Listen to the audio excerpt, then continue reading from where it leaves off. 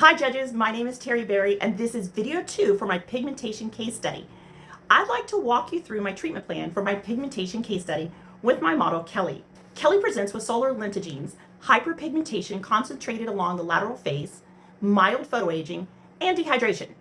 My goal is to visibly reduce existing pigmentation, restore radiance and barrier function, and prevent new pigmentation from forming. In week 1, I'll perform an exfoliation facial with non-suction microdermabrasion and an enzyme mask. This combination will remove devitalized cells and smooth texture without inflammation, preparing the skin for future corrective work. Starting in week 2, I'll introduce a series of 20% mandelic acid peels.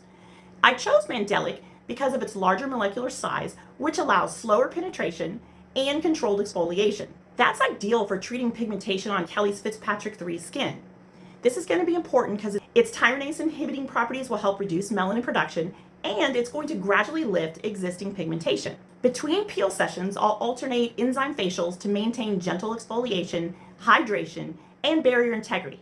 About midway through, I plan to incorporate microchanneling to enhance delivery of growth factors and peptides. This will stimulate fibroblast activity, encourage collagen remodeling, and normalize melanocyte communication for long-term tone correction. At home, Kelly will follow a regimen emphasizing antioxidants, melanin inhibitors, ceramide barrier repair, and strict daily SPF 45 protection to prevent rebound pigmentation and oxidative stress.